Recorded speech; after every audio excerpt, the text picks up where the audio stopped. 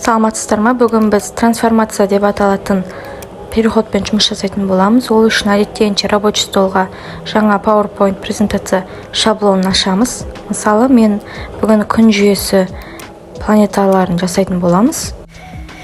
Мінекей жаңа презентация шаблонын ашып жатырмын.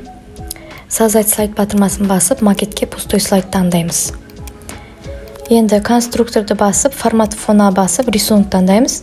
Яғни мен космостың суретін дайындап қойған болатынмын. Мінекей алдын ала өзіміздің слайдымыздың материалдарын дайындап қоямыз.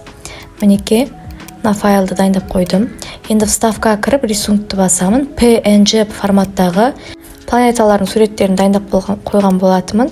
Мінекей мына бір сайттан алған планеталардың көрінісі. Осындай секілді планеталарды мен PNG форматта жүктеп дайындадым. Енді вставкаға кіріп, сол жүктеп дайындап қойған PNG форматтағы планеталарды қойып шығамын. Бірінші мінекей күнді қойдым. Бірінші болып күнді қояйық. Келесі қалған планеталарды осылай ретімен қасына қойып шығамыз.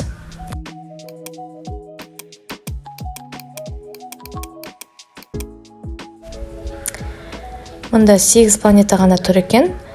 Сол үшін 8 планетаны ғана қойдым. Бірақ каналға салынатын шаблонға 9 планетаны салып қоямын. Мінекей осылай планеталардың барлығын ретімен қойып шығамыз. Енді жоғарыда формат деген жерде переместить вперед деген батырманы басу арқылы осы объектілерді алдыға қарай жылжытуға болады. Мінекей осылай барлығын ретімен қойып, переместить вперед батырмасын басу арқылы өзімізге қажет планеталарды алдыңғы фонға қарай қойып реттестіріп шығамыз.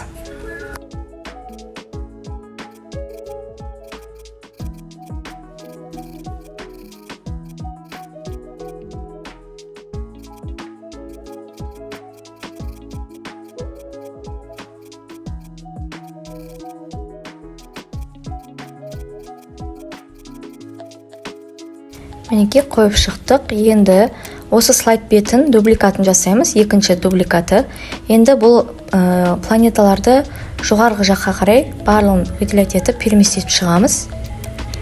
Размерін барлығын кішірейтсек те болады. Мінекей кішірейтіп қойдым кішкене. Енді күн ең астында тұра берсін. Ал қалған планеталар жоғарыда ретімен тұрсын. Мінекей.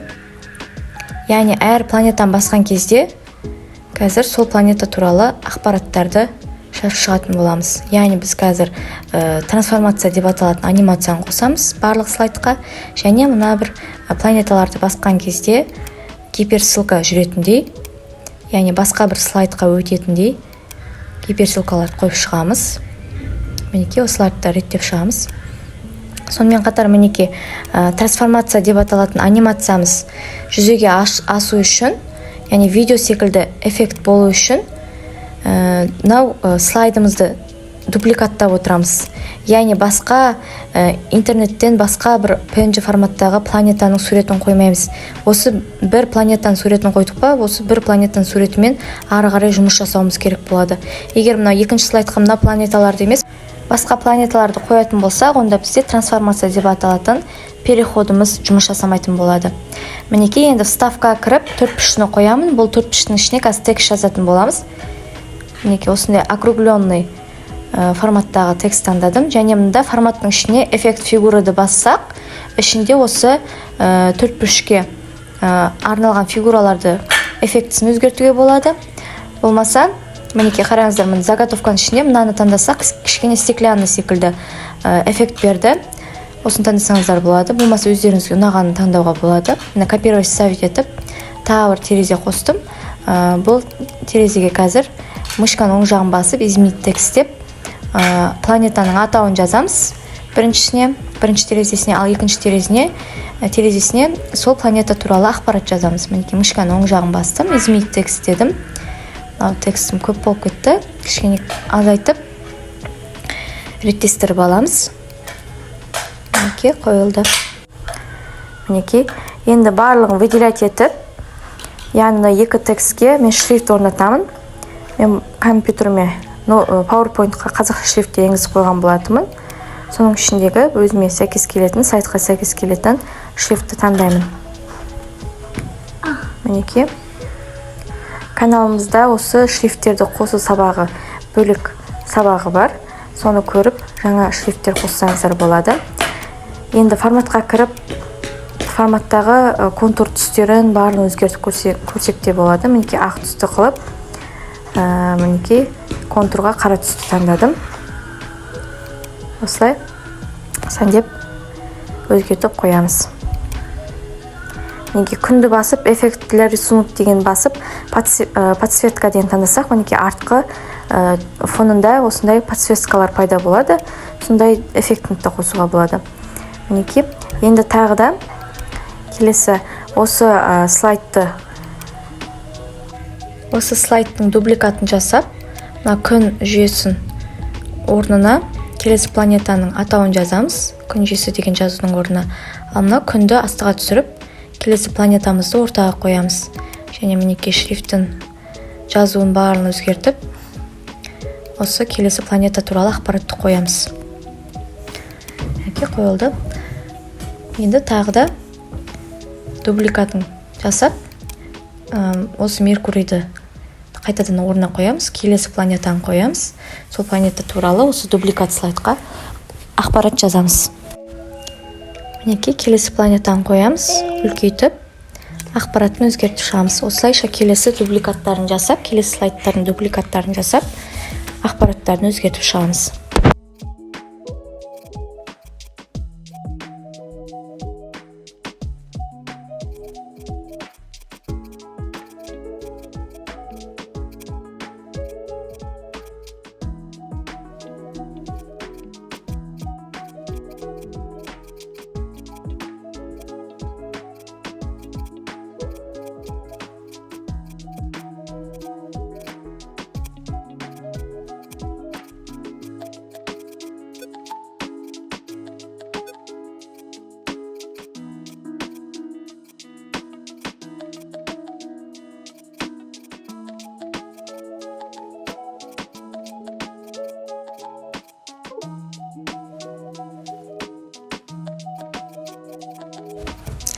Мінекей, шрифтін барлығын өзгеріп шықтық. Енді трансформация деген переходты таңдап, применить ко всем деген басамыз.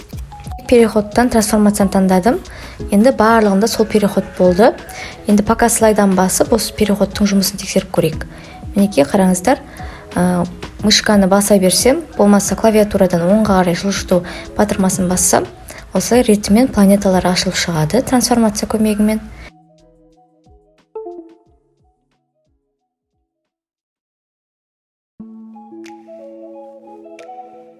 Мінекей, осылай әрбір келесі слайдқа трансформация переходы арқылы өтіп жатыр. Қазір біз осы әрбір планеталарға гиперссылка қосып шығамыз. Яғни өзіміздің қалаған планетамызды басып, сол планетаның ақпаратын көре алатын мүмкіндік жасайтын боламыз. Мысалы, мінекей, бірінші слайдты ашайық. Мінекей, енді күнді басамыз. Күнді басып, вставкаға кіреміз. Сақтап алайын жұмысымды. Мінекей, вставкаға кіреміз, ссылканы басамыз, және место в документе деген жерде күн туралы ақпараттың слайдын басам. Мінекей, ол слайд 2-де тұр. Келесі планетаны басам, вставка, ссылканы басам, келесі слайд, 3-ші слайдта тұр осы туралы ақпарат. Осылай барлық планетаға, планеталар туралы ақпарат қай слайдта тұр, сол слайдтардың ссылкаларын қойып шығамыз. Мінекей, жерге келдік. Келесі.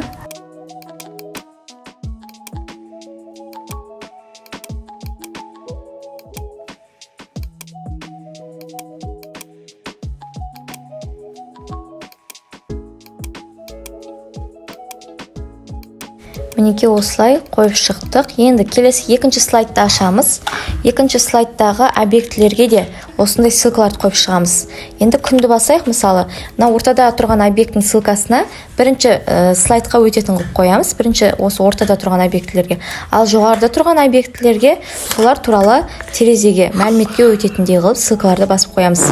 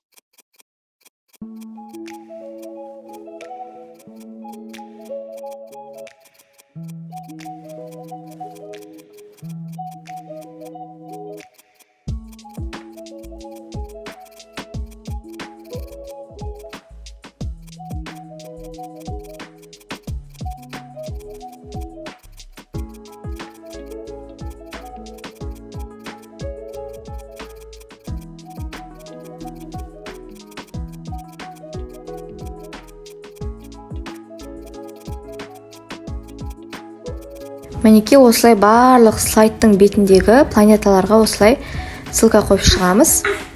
Бірақ бұл жұмыстың барлығын жасамауымыз үшін бастапқы кезде осы планеталарды мінекей осы слайдты жасаған кезде ссылканы қойып қойсақ, дубликаттарын жасаған кезде сол ссылкаларда копировать етілетін еді. Солайда уақытты үнемдеп жасауға болады. Мінекей тексеріп көрейік, пока слайдан басып. Мінекей келесі жаңа күнді басайық. Мінекей күнді бастық, күнге кірді. Келесі Меркурийді бастық, Меркурийге кірді. Ал Меркурийді бассам, мінекей мынау күн жүйесіне кіреді. Енді келесі шолпанды басамыз, жерді басамыз. Өзіміз қалаған кез келген планетаны басып, осылай бір бағдарлама секілді слайдты көрсек болады. Мінекей қайттан планетаны өзім басып едім. Осындай бастапқы терезеге өттік. Келесі Юпитерді бассақ, Сатурн, мінекей осылайша әр планетаға ссылка енгізіп, трансформация переходын қоссақ, осындай бір әдемі жұмыс аламыз. Осындай басқа да тақырыптарға байланысты жұмыстар жасасаңыздар болады. Назарларыңызға рахмет.